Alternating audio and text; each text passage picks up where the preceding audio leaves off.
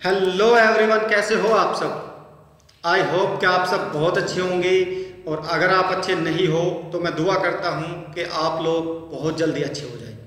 तो शुरू करते हैं अपने चैप्टर 13 के पार्ट 2 को, जिसमें ऑलरेडी हम आपको बता चुके हैं कि एक प्रोस्पेक्टिव कस्टमर्स को पेइंग कस्टमर्स में कैसे कन्वर्ट करें।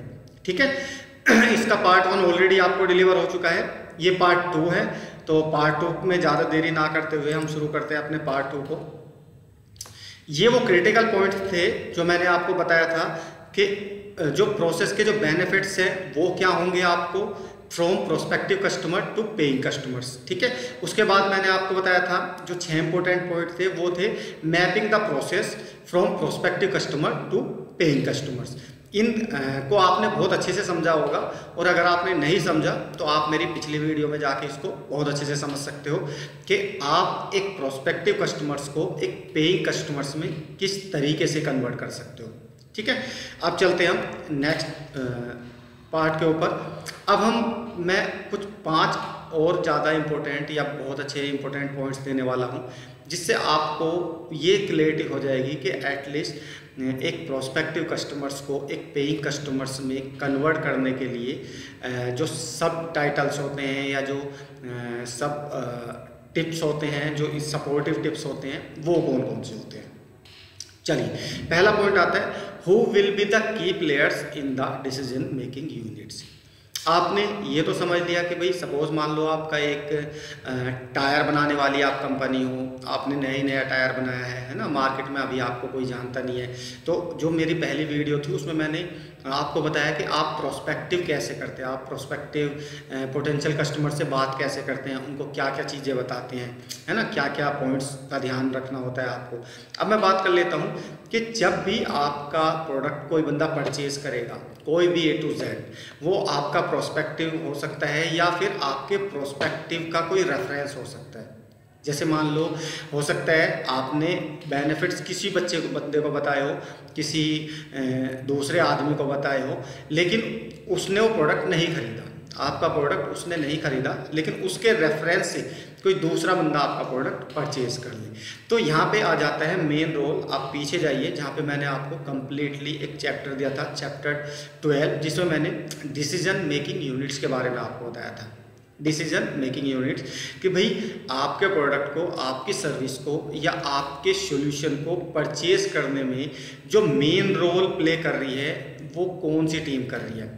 आपका प्रोस्पेक्टिव कस्टमर्स, जो मैंने बताया था कि भाई आपका चैम्पियन हो सकता है, या आपका यूज़र्स हो सकता है, या आपका कोई ऐसा बंदा हो सकता है जो आपके प्रोडक्ट को इन्फ्लुएंस करता हो या मार्केटिंग करता हो आपके प्रोडक्ट की, जिसको आपने मार्केटिंग के लिए हायर किया हो, है ना।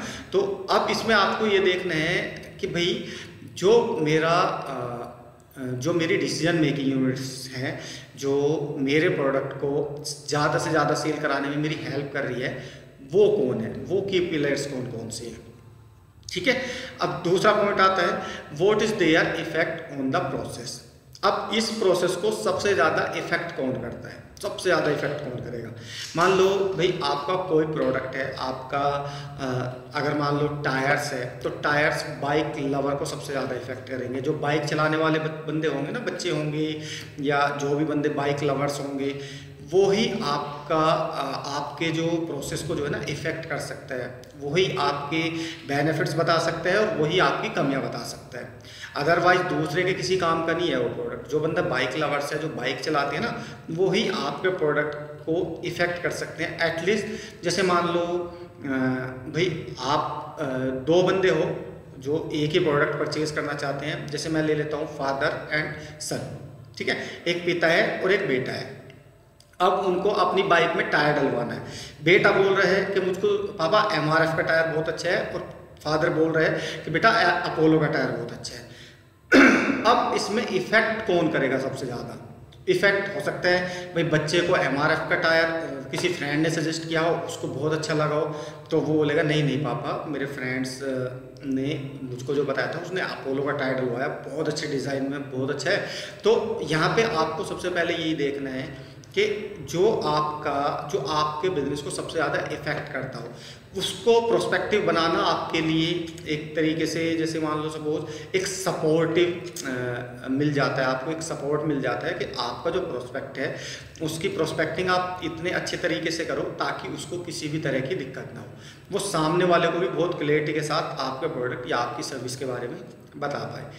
विद एग्जाम्पल, अगर मान लो किसी लेडीज़ को एक मिल्क पाउडर लेना है अपने 6 महीने से और 1 साल के बच्चे के लिए, यानी कि उसका बच्चा 6 मंथ का है, अब मिल्क की जो मदर्स मिल्क होता है, जो माँ का दूध होता है, वो 6 महीने तक होता है। उसके बाद माँ चाहे तो वो भैंस का, गाय का या फिर कोई मिल्क पाउडर भी अपने बच्चे को पिला सकती है। अब मान लो किसी माँ को अपने बच्चे के लिए मिल्क पाउडर खरीदना है, तो अब वो किससे पता करेगी? वो किसी ऐसे बंदे से पता करेगी अपने बच्चे के लिए वो मिल्क पाउडर लेने के लिए जिसके घर में वो यूज़ हुआ हो। अब जैसे मिल्क पाउडर बनाने वाली, मैं बहुत सारी कंपनी इसके नाम आपको बता सकता हूँ, बट मैं एक कंपनी का नाम आपको सजेस्ट करूँगा। जैसे एक कंपनी है नेस्ले ऑलरेडी बच्चों को लेके तुम्हारा 3 मंथ से स्टार्ट हो जाता है और 1 साल 2 साल तक के बच्चों के लिए वो मिल्क पाउडर बनाती है। अब उसमें क्या होता है, उसमें फ्लेवर्स भी होते हैं, जैसे व्हीट एप्पल, कैरेट, चेरी, है ना, बहुत सारे फ्लेवर्स भी होते हैं जो बच्चों को जब वो पीता है तो उसको कोई ऑकवर्ड नहीं लगता, टेस्ट उसका बहुत ज़्यादा टेस्टी लगता है वो। ठीक है, तो अब जिस बंदे ने भी जिस कंपनी का भी मिल्क पाउडर अपने बच्चों को पिलाया होगा, वही तो सजेस्ट करेगा ना कि उस कंपनी का बहुत अच्छा है, उस कंपनी का बहुत अच्छा है। तो वहाँ पे जो मेन प्रोस्पेक्ट होगा, जो इफेक्ट करेगी आपके इस प्रोसेस को, वो मदर करती है, क्योंकि मदर ने अपने बच्चों को पिलाया, उसके बच्चों को कोई नुकसान नहीं हुआ, उसका बच्चा हेल्दी है, खुश रहता है और अच्छी डाइट है उसकी, खाना पीना अच्छा खाता है, तो वो आपके यहाँ पे आपके बिजनेस को इफेक्ट करेगी।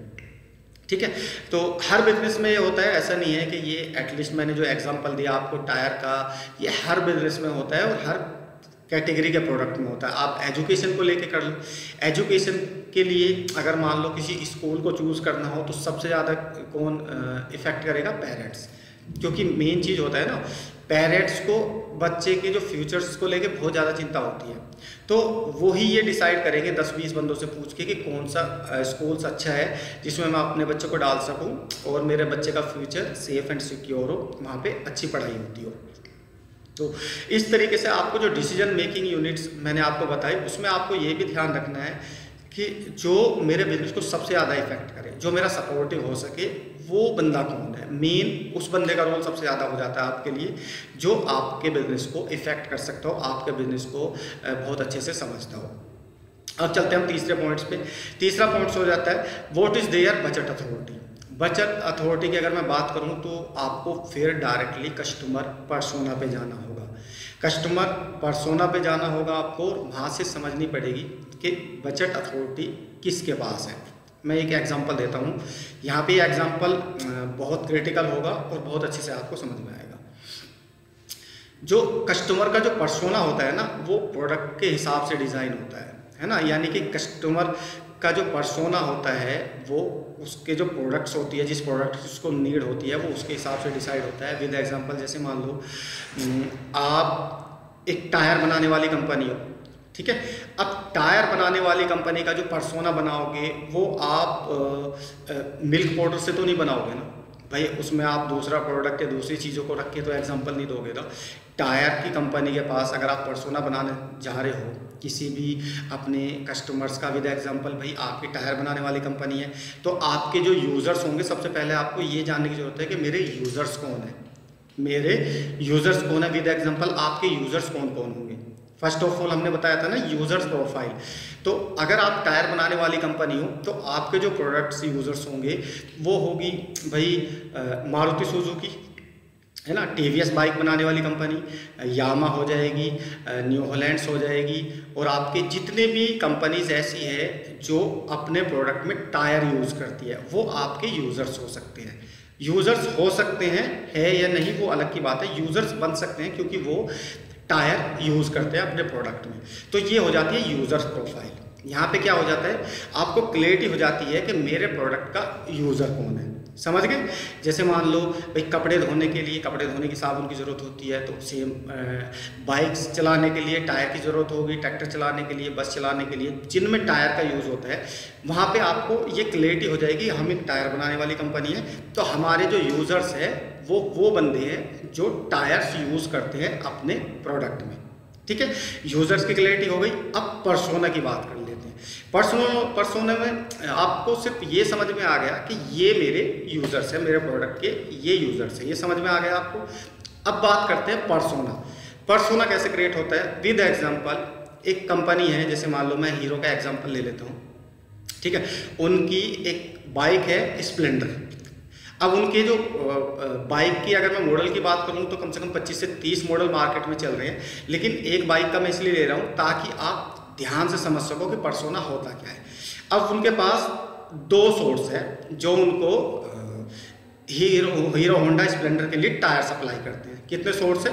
2 सोर्स है जो उनको हीरो होंडा बाइक के टायर सप्लाई करते हैं। एग्जाम्पल ले लेते हैं कि सपोज एक टीवीएस है और दूसरा एक अपोलो है, ठीक है। अब आप तीसरे सोर्स हो जिसने टायर का काम शुरू किया है। अब आपको जब कस्टमर पर्सोना बनाओगे तो आपको क्या करना होगा, आपको बहुत सारी चीज़ों की नॉलेज पहले हो जानी चाहिए। विद एग्जांपल कि भाई सबसे पहले तो आपको ये पता होना चाहिए कि वो जितने मॉडल्स बना रहे हैं वो कौन कौन से मॉडल्स बना रहे हैं, आप जो टायर बना रहे हो वो किस मॉडल के लिए सही बैठेगा। विद एग्जांपल आपका टायर है जो स्प्लेंडर के लिए सही बैठेगा, तो आपको ये भी ध्यान में रखना है कि उस टायर में जो कंपनी की रिक्वायरमेंट है, जो कंपनी की नीड है, वो क्या क्या है, उसका साइज़ क्या होगा, उसका रॉ मटेरियल क्या होगा, उसकी मतलब लाइफ साइकिल कितनी होगी, 1 साल 2 साल। दूसरा उसमें बबलिंग की तो प्रॉब्लम्स नहीं आएगी, कोई मोल्डिंग डिफेक्ट्स तो नहीं आएगा। इस तरीके से बहुत सारी चीज़ें होती है जो डीपली आपको पता होना चाहिए कि भाई स्प्लेंडर बाइक बनाने में अगर मैं अपना टायर देना चाहता हूँ, उस कंपनी में हीरो कंपनी में अपना टायर देना चाहता हूँ, तो उनकी नीड्स क्या है, वो किस बजट पे परचेज करना चाहेंगे। तो इस कंप्लीट अगर मैं प्रोसेस की बात करूं तो आपको एक एक चीज़ के बारे में पता होना चाहिए कि भाई मेरे कस्टमर्स का जो पर्सोना है उसमें उसकी डेप्थ में जाके कि भाई उसकी रिक्वायरमेंट्स क्या क्या है, उसको अपने टायर्स में क्या चीज़ें ज़्यादा पसंद है, उसको कितना कॉस्टली वो टायर मतलब वो ले सकते हैं, और बहुत सारी चीज़ें। तो यहाँ पे यूज़र्स का आपको क्लियरिटी हो गई कि भाई यूज़र्स कौन होगा। फिर उसके बाद जो पर्सोना होता है ना, उसमें बहुत सारे पैरामीटर्स भी आ जाते हैं कि किस पैरामीटर्स पे वो टायर खरीदना पसंद करेंगे आपसे, किस उनके अपने पैरामीटर्स होते हैं। ये ध्यान रखना, आप अपने पैरामीटर्स नहीं बता सकते। हीरो को अगर आपको टायर सप्लाई करना है तो उनके खुद के पैरामीटर्स होंगे कि भाई इन पैरामीटर्स पे अगर हमें सस्ता और अच्छा टायर मिलेगा तो हम यूज़ करेंगे, और एटलीस्ट पहले 2 लोट में या 3 लोट में आपका यूज़ करेंगे। एटलीस्ट हो सकता है वो रिलायबिलिटी टेस्ट के लिए भी आपका टायर मंगवा लें कि भाई एटलीस्ट हम डायरेक्टली प्रोडक्शन में नहीं ले सकते आपका टायर, हमें कुछ इंस्पेक्शन करना है, हमको कुछ रिलायबिलिटी टेस्ट करने हैं आपके टायर के ऊपर, और अगर आपका टायर हमारे पैरामीटर्स के अकॉर्डिंग सही हुआ, रिलायबिलिटी टेस्ट में पास हुआ, देन उसके बाद हम प्रोडक्शन में आपका टायर परचेज करेंगे। तो जो पर्सोना होता है ना, वो बहुत ज़्यादा डीपली नॉलेज देता है, बहुत डीपली आपको समझा पाता है कि एटलीस्ट मेरे कस्टमर्स की जो रिक्वायरमेंट है वो एक्चुअल में क्या है, उनको क्या क्या पॉइंट्स पे वो मेटल परचेज करना चाहेंगे, उनकी टर्म्स एंड कंडीशन क्या होगी। तो जब आपको ये चीज़ें पता होती है ना, तो आप जैसे मान लो आपका एक टायर किसी कंपनी में चला गया, उसके बाद आप दूसरे मॉडल को देखो कि उसमें उनकी रिक्वायरमेंट्स क्या है, उसमें वो क्या क्या पैरामीटर्स फुलफिल कराते हैं। फिर तीसरे मॉडल को देखो, इस तरीके से आपको क्लैरिटी हो जाती है कि भाई उसका मेन जो पर्सोना होता है या मेन जो उनकी रिक्वायरमेंट्स होती है वो एक्चुअल में है क्या। ठीक है, तो इसको कस्टमर पर्सोना को मैंने आपको नॉर्मल भाषा में समझाया है। बाकी इसके और भी बहुत इंपॉर्टेंट पॉइंट्स होते हैं। इसका मेन काम होता है, मेन है मार्केटिंग के लिए सबसे ज़्यादा यूज़ होता है। आपको बेसिकली बहुत सारी चीज़ें अपने कस्टमर्स के बारे में पता होती है, आपको कस्टमर्स का बहुत ज़्यादा डीपली नॉलेज होती है, तब आप अच्छे रिलेशन बना के बिजनेस अच्छा कर सकते हो। अब चलते हैं हम चौथे पॉइंट पे। जो चौथा मेन इंपॉर्टेंट पॉइंट है वो है how long will be take you to complete each of this step. मैंने आपको इस चैप्टर 13 में लगभग 4 पॉइंट्स अलग बताए थे, जिसमें प्रोसेस मैपिंग दी थी। 6 पॉइंट्स अलग बताए थे, जिसमें दूसरी चीज़ें मैंने आपको बताई थी, और लगभग 5 पॉइंट्स ये हो गए। ठीक है, अब कस्टमर्स का तो समझ में आ गया आपको कस्टमर्स का तो समझ में है, बट क्या आपने अपनी तैयारी की हुई है कंप्लीट? भाई कस्टमर्स तो तैयार है आपसे लेने के लिए, आपने प्रोस्पेक्टिव उसकी अच्छे से कर दी, आपने उसको अच्छे से अपने ब्रांड के बारे में, अपनी कंपनी के बारे में, अपने प्रोडक्ट के बारे में, अपने सॉल्यूशन के बारे में बता दिया, वो समझ भी गया सब कुछ। अब उसको लेना है, तो लेने के लिए क्या आपने इन सारे पॉइंट्सों पे तैयारी की हुई है? क्या ऐसा तो नहीं कि भाई आपसे कुछ पॉइंट्स मिसिंग हो गए हो? बंदा मान लो आपके सर्विस सेंटर पे जाए, वहाँ पे उसको लोड सी ना मिले, वो माल ही अवेलेबल ना मिले, या बंदा कुछ कंप्लेन करना चाहे तो उसका सॉल्यूशन आपके पास ना हो। तो यहाँ पे सबसे पहले आपको तैयार होना पड़ेगा। जिस बिजनेस को आप करने वाले हो उसमें सबसे पहले आपको खुद पैर जमाने होंगे, तभी आप कस्टमर्स को एक्वायर कर सकते हो। अदरवाइज सपोज मान लो आधी अधूरी सर्विस देके आप कस्टमर एक्वायर नहीं कर सकते। आप प्रोस्पेक्टिव तो कर सकते हो, उनकी प्रोस्पेक्टिंग कर सकते हो, पोटेंशियल कस्टमर्स के डेटा ले सकते हो, बहुत सारी चीज़ें कर सकते हो, बट अगर आप सर्विस नहीं दोगे, उनको सोल्यूशन नहीं दोगे, तो आप बचा कुचा मार्केट भी ख़त्म कर दोगे अपना। तो ये DMU जहाँ पे दूसरों के लिए लागू होती है, वहाँ पे खुद के लिए भी आपके लिए लागू होती है, या मेरे लिए लागू होती है, कि भाई हम अपने इन स्टेप्स में आपको फुलफ़िल करें और हमारे पास वो सारी सर्विस, वो सारे इक्विपमेंट, वो सारी चीज़ें अवेलेबल होनी चाहिए, जिससे हम अपने कस्टमर्स को बेहतर एक्सपीरियंस और बेहतर रिजल्ट दे पाए। अब हम नेक्स्ट चलते हैं। जो नेक्स्ट पॉइंट है वो 5वां पॉइंट है, व्हाट आर द इनपुट्स और आउटपुट्स ऑफ दिस स्टेप्स। मान लो ये जो मैंने इतने इंपॉर्टेंट पॉइंट्स आपको बताए हैं, इसमें अब जो मेन आता है इनपुट्स और आउटपुट्स का। इनपुट्स क्या होगी? इनपुट्स यही आपके एफर्ट होंगे जो आपने 13 चैप्टर तक सीखे हैं। बिजनेस को स्टार्ट करने के लिए जो मैंने आपको 13 चैप्टर सिखाए हैं यहाँ पे, और स्टेप बाय स्टेप बारीकी से आपको एक एक पॉइंट समझाया है, तो आपको इन सभी स्टेप्स का इनपुट तैयार करना है, इनपुट, और उसको प्रोसेस में डाल देना है। उसके बाद जो आउटपुट आएगा वो आउटपुट आपको कस्टमर्स के रूप में आता है। विद एग्जांपल, भाई जब आपने इतना काम कर लिया, आपने 6 महीने 1 साल मेहनत कर ली, तो अब आउटपुट भी आपको लेना चाहिए एटलीस्ट। अब उस काबिल आप हो चुके हो कि अब आप इस सब स्टेप्स को स्टेप बाय स्टेप इस्टेब्लिश करके और अपने बिजनेस को स्टार्ट करके, अपने स्टार्टअप को स्टार्ट करके आउटपुट की साइड बढ़े। एटलीस्ट जो भी बैकअप था, हो सकता है 6 महीने या 1 साल में वो ख़त्म हो चुका हो, तो अब आपको आउटपुट्स की ज़रूरत है। कस्टमर्स आएंगे, वो पेमेंट देंगे, तो आपका बिजनेस बहुत अच्छे से चलेगा।